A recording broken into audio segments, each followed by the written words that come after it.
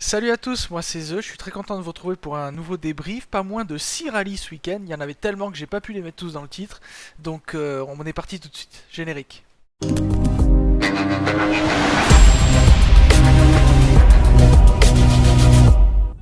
Commençons tout de suite par le rallye de Basse-Normandie. Les favoris ont répondu présent et c'est un podium logique qui s'est dessiné rapidement pour ne plus bouger jusqu'à l'arrivée. Sébastien Alemany et Chloé Bigot s'imposent pour la deuxième fois devant Pierre Raguès et David Fortin qui font briller l'Alpine et un autre double vainqueur de l'épreuve, Eddy Lemaitre et Séverine Le Bourgeois. Avec la 207 S2000, Stéphane et Léa Pustelnik repartent avec le groupe A. Antoine Marjoli et Pierre Couesnon finissent 5e en empochant le groupe N. 7e, Romain Brion et Romuald Mogy s'empare du F2000. Dans ce groupe, c'est la 3e place qui a été disputée âprement. C'est finalement David et Colline Villain qui la empoche devant l'AX volante de Florian Fagnin et Franck Plumet. Vous allez croire que je le fais exprès, mais non, le A5 était vraiment une des classes animées de ce rallye. Et ce sont Benoît Denier et François-Xavier Delabarre qui l'emportent finalement devant Hubert et Maxime Coupet et Wilfried et Florian Mailleux pour un podium qui se tient en 4 petites secondes. Et on enchaîne direction le Limousin pour le deuxième régional de ce week-end, le rallye de Saint-Sornin-le-Lac. Si Jean-Charles Bobelic et Julien Pesanti avaient pris la tête en début de rallye, Michel et Carole Morin sont repassés devant dès dimanche matin, et puis Bobelic et Pesanti mettront fin au suspense en sortant de la route dans la dernière spéciale, entraînant par surcroît son annulation. Et le podium est donc complété par la DS3 de Julien Rambaud et Charlotte Guiton, et la 207S de 1000 de William Fauché et Thierry Petit. Quatrième, Philippe et Alexandra Rajo ont encore prouvé la vitesse de leur belle Mégane, à l'instar de la Twingo R2 de Arthur Bellard et Ludivine Bertrand qui fait encore une fois une magnifique performance en terminant 5ème. Beau 8ème au scratch, Julien Croquet et Valérie Thébault emportent le F2013 et la deuxième place du groupe F2000, tandis qu'Anthony Kaplan et Anthony Chandelier repartent avec le groupe N. Et on descend encore un peu plus au sud pour le rallye du Val-Espire. Gilles Roca et Nicolas Matas signent avec brio une 4ème victoire dans ce rallye, devançant Christian Roig et Julie Petit-Fils pour presque 1 minute 30 à l'arrivée, après l'abandon de David Ballio et Grégory Baird. 3ème, Benjamin Cardenas et Valentin Auge empochent le F2000 avec le numéro 1 sur les portes. Ils sont suivis par un excellent Yannick Vivens et Stéphane Trier qui emmènent la DS3 R3 au pied du podium. Richard Genesca et Fabrice Nambruide imposent leur Celica GT Fort en groupe A, sans vraiment de concurrence bien sûr. À la 10ème place, on trouve un animateur du Trophée Clio en championnat de France, Johan Saya et Sylvain Kukulka, qui signent un beau résultat. Et le groupe N, lui, est empoché par Thibaut Redondy et Pierre Cyr avec leur Clio N3. Il n'y avait que très peu d'engagés malheureusement pour ce beau rallye et seulement 39 équipages ont rallié l'arrivée, donc bravo à eux.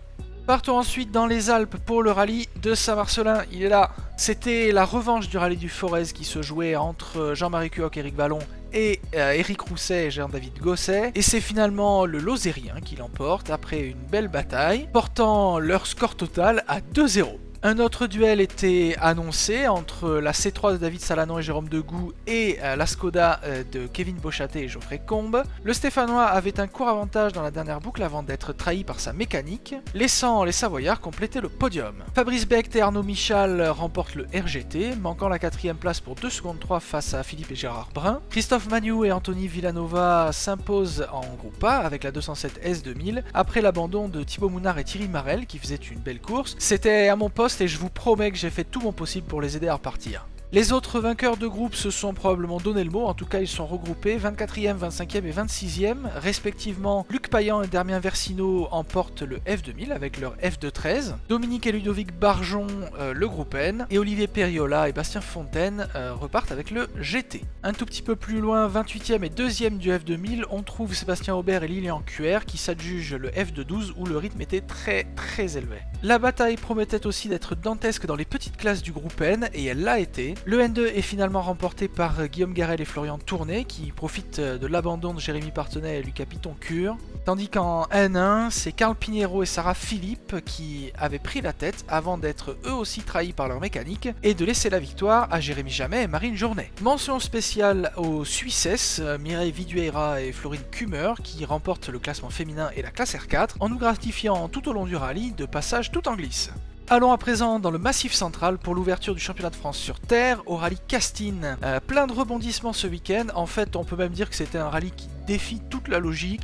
Ça n'a eu absolument aucun sens, la course du rallye Castille. Je vais essayer de vous raconter ça quand même, mais attention, c'est dur à suivre. D'abord, Léo Rossel et Mathieu Morin prennent la tête avant de toucher dans le S3. Et là, premier gros what the fuck, c'est la vieille 207S 2000 d'Emmanuel Gascou et Olivier Belot qui prennent la tête. Malheureusement, eux aussi devront renoncer sur la liaison de la 6ème spéciale, laissant finalement la tête aux favoris du championnat, jusque-là un peu discret, Stéphane Conzani et Thibaut Delahaye. Mais après un saut un peu trop optimiste, les Aixois devront renoncer à leur tour. Et c'est finalement un pilote qu'on n'avait pas vu venir du tout, Benjamin Clémenceau et Stéphane Maille, qui feront payer leur belle régularité en remportant la victoire. Ils terminent devant Rossel et Morin, auteur d'une belle remontée, qui chippe la 2ème place à Jean-Marc Manzagol et Patrick Chiappe dans la toute dernière spéciale. En volant 208, Mathieu Franceschi et Lucie Beau ont fait une course parfaite, à l'instar de Quentin Ribaud et Mélissa Asensio en Trophée Clio, qui auront su retenir les assauts de l'expérimenté Jean-Paul Monin et Sandra Chipot. A noter enfin le retour de plusieurs anciens, si vous me passez l'expression, des vieilles gloires qu'on a beaucoup de plaisir à revoir sur nos chemins. On a donc pu admirer ce week-end Gilbert Magot avec une Mitsubishi R4 et dans la catégorie VHC, Philippe Gervoson, Jean-Manuel Bezelin ou encore Laurent Battu.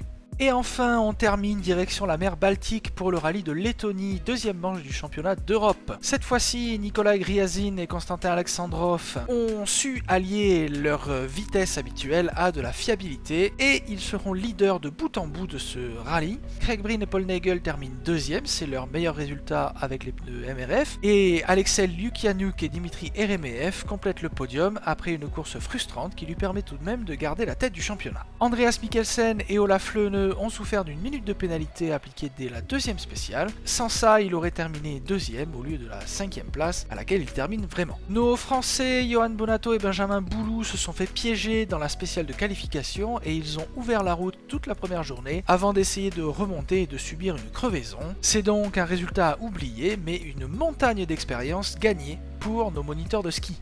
En ERC3, tout s'est plus ou moins joué sur tapis vert. Malgré une minute de pénalité, Jean-Baptiste Franceschi et Anthony Gorgilo terminent 2ème. Toutefois, les vérifications finales ont montré que l'intercouleur de la Fiesta des locaux, Martin Cesque et Reynars Francis, n'était pas conforme. Et ainsi, nos Français peuvent mettre à leur actif la première victoire de la Clio Rallye 4 en championnat d'Europe. Quant aux autres Français, Victor Cartier et Fabien Crahan ont cassé le moteur de leur Yaris, et les deux participants au Trophée Clio Rallye 5 ont vu l'arrivée sans faire d'erreur. Et donc voilà, un week-end bien chargé comme on les aime. Comme d'habitude, nous sommes en live sur Twitch ce soir jusqu'à peu près 22h, peut-être un peu plus, on verra. On parlera évidemment de Bonato, de Franceschi, on parlera de ce rallye incroyable aux terres de Castine et de tout ce qui s'est passé en Coupe de France. N'hésitez pas à venir nous raconter vos courses si vous avez participé ou même en spectateur, pour nous parler des pilotes qui vous ont marqué par exemple. Au programme pour le week-end prochain, c'est un petit peu moins chargé quand même, avec le retour du championnat de France asphalte au rallye du Rouergue, le rallye de Bourgogne-Côte Chalonnaise en national, et enfin deux régionaux, le rallye du Pays d'Oliergue et le rallye du Mans. Et voilà tout, je vous remercie d'avoir regardé cette vidéo jusqu'à la fin, j'espère qu'elle vous a plu, si c'est le cas n'hésitez pas à la partager. Je vous donne rendez-vous dès ce soir sur la chaîne Twitch, et sinon la semaine prochaine pour un nouveau débrief. Portez-vous bien, bye bye. Cordialement.